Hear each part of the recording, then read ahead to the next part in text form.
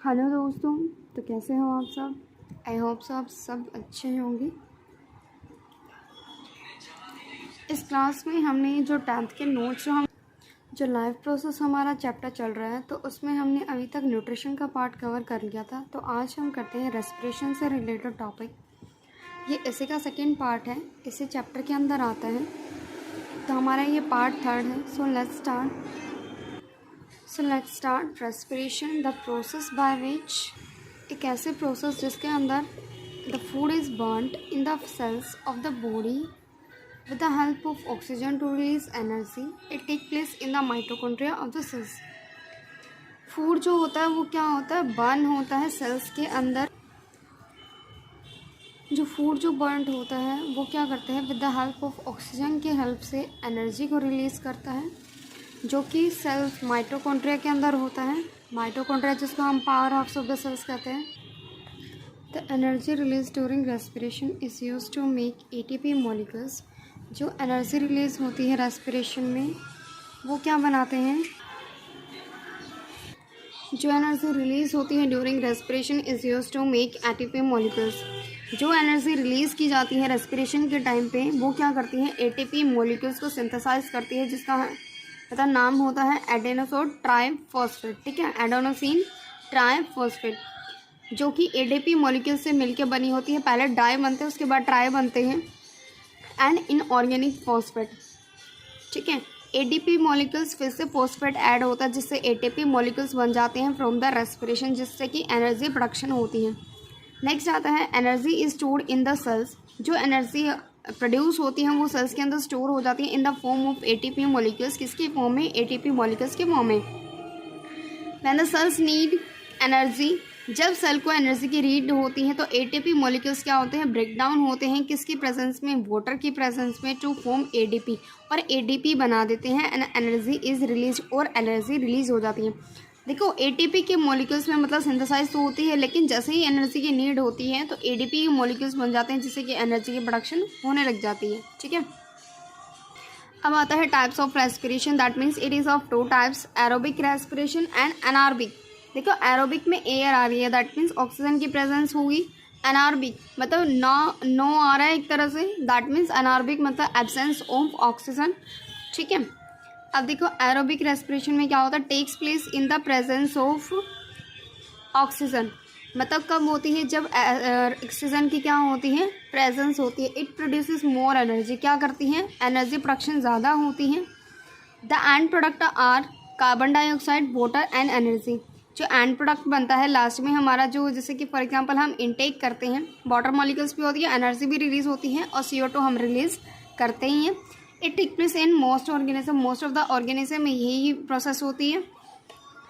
इन aerobic respiration, aerobic respiration में और क्या होता है, ग्लूकोज की मतलब ग्लूकोज जो होता है कन्वर्ट हो जाता है पायरुवेट मॉलिक्यूल्स के अंदर। किसके अंदर, साइटोप्लाज्म के अंदर, in the presence of oxygen. देखो, हम एरोबिक पढ़ रहे हैं, दैट मीन्स ऑक्सीजन की प्रेजेंस में होंगे सारे काम, and hence they are in the presence of oxygen. Pyruvate जो है वो कन्वर्ट हो जाता है CO2 मॉलिक्यूल्स के अंदर, वाटर के अंदर एंड एनर्जी के अंदर, जो कि एनर्जी जो है power house of the cell, जिसको माइटोकॉन्ड्रिया कहा जाता है, तो वही क्या करेगा, प्रोडक्शन करेगा। नेक्स्ट देखो, हमने बोला था कि ग्लूकोज जो है साइटोप्लाज्म में क्या करेगा, ऑक्सीजन की प्रेजेंस में पायरुवेट में चेंज कर देगा, और यही पायरुवेट सिर्फ प्रेजेंस की मतलब ऑक्सीजन की प्रेजेंस में माइटोकॉन्ड्रिया के अंदर CO2 का प्रोडक्शन करेगा, वाटर का प्रोडक्शन करेगा, और एनर्जी का प्रोडक्शन करेगा। नेक्स्ट हमारा आता है एनारोबिक रेस्पिरेशन, मतलब absence of oxygen. It produce less energy, energy की प्रोडक्शन लेस होती है। The end product are lactic acid, जो एंड प्रोडक्ट बनता है लास्ट में लैक्टिक एसिड बनता है, और एथेनॉल, CO2 एंड एनर्जी। ये जो है एंड प्रोडक्ट में इंक्लूड होते हैं, जो कि मसल सेल्स में और यीस्ट में यूज़ किए जाते हैं। मतलब इनमें रेस्पिरेशन जो होता है वो एनारोबिक होता है।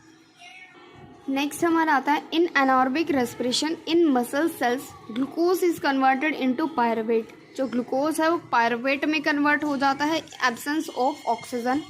पायरुवेट फिर कन्वर्ट होता है लैक्टिक एसिड में, और जो एनर्जी प्रोडक्शन करते हैं। अब आता है, इसमें एनर्जी की प्रोडक्शन तो होती है लेकिन लेस अमाउंट में होती है, क्योंकि इसमें ऑक्सीजन की प्रेजेंस नहीं है। सो ग्लूकोज जो है साइटोप्लाज्म चेंज हुआ पायरुवेट में, मसल सेल्स में आके लैक्टिक एसिड बन गया और एनर्जी की प्रोडक्शन कर दी। In anaerobic respiration in yeast glucose is converted into pyruvate, same process वही है। तो इसके अंदर सिर्फ ऑक्सीजन में लास्ट में लैक्टिक एसिड की जगह इथेनॉल आ जाएगा और CO2 की प्रोडक्शन सेम वैसे ही कि एनर्जी की प्रोडक्शन, जिस प्रोसेस को हम कहते हैं फर्मेंटेशन प्रोसेस। आपने देखा होगा यीस्ट में क्या होती है, फर्मेंटेशन की प्रोसेस करवाई जाती है बाय द मतलब लार्ज स्केल पे करवाई जाती है, तो बड़े बड़े टैंक यूज़ किए जाते हैं। ठीक है, ये इसकी मतलब आप इजी वे में ऐसे लर्न कर सकते हैं। इन the presence of oxygen cytoplasm में होती है, पायरुवेट में चेंज हो जाते हैं।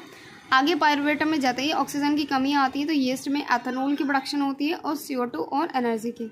ठीक है, अब देखते हैं हम breakdown of glucose by various pathway. जो ग्लूकोज का ब्रेकडाउन होता है बहुत सारे पार्ट्स में होता है। जैसे अभी हमने देखा ग्लूकोज जैसे ही एब्सेंस में पायरुवेट में चेंज हुआ तो 2 टाइप्स में ये कन्वर्ट होता है। पहला माइटोकॉन्ड्रिया में जब होता है ऑक्सीजन और वाटर और एनर्जी को रिलीज करता है, जैसे कि हम करते हैं।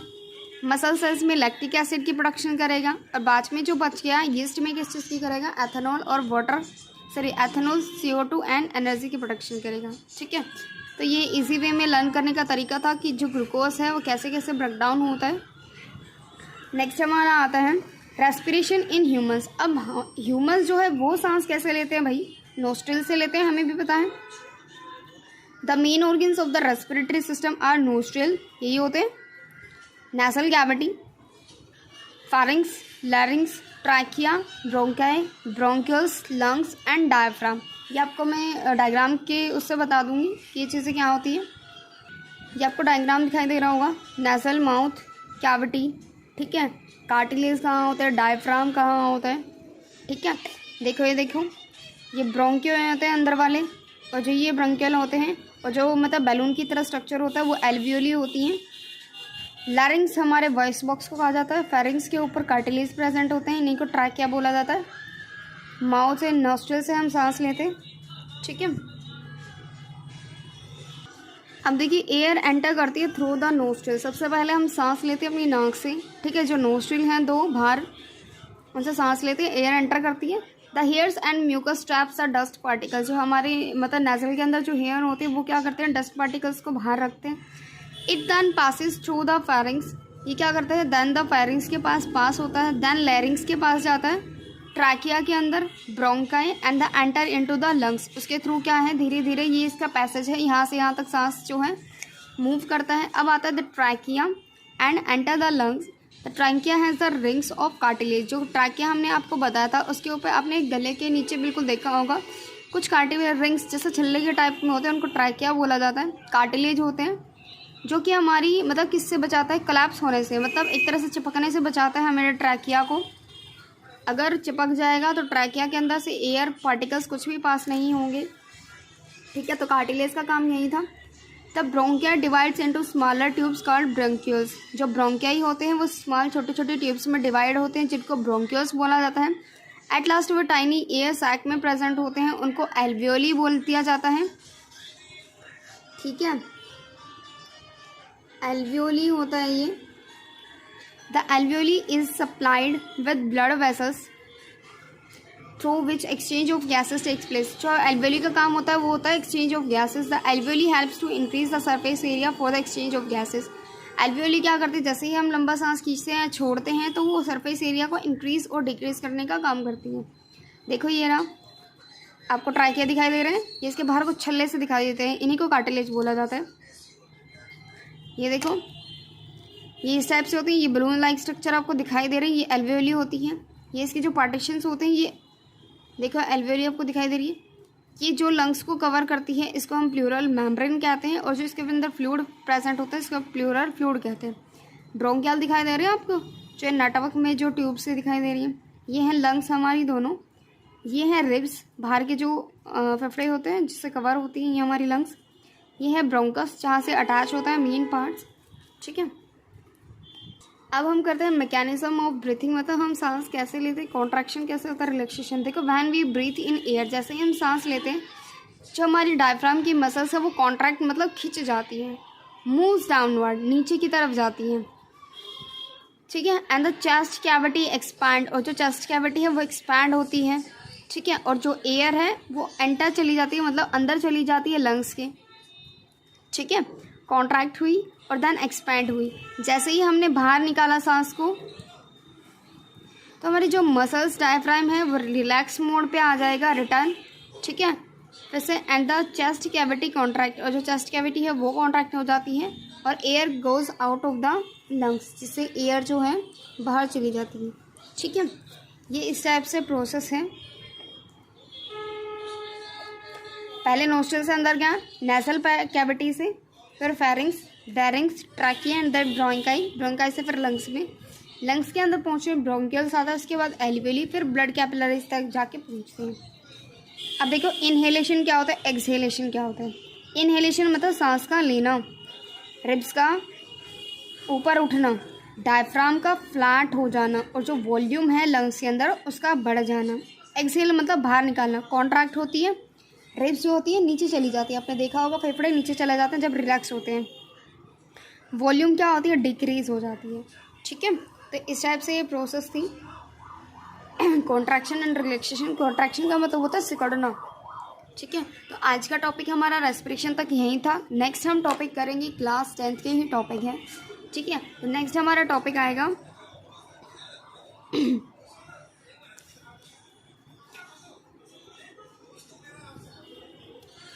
ट्रांसपोर्टेशन से रिलेटेड, मतलब हार्ट में मतलब सर्कुलेशन वगैरह कैसे होता है, सो वो हम देखेंगे कल नेक्स्ट वीडियो में। So thank you, if you like then like share and subscribe.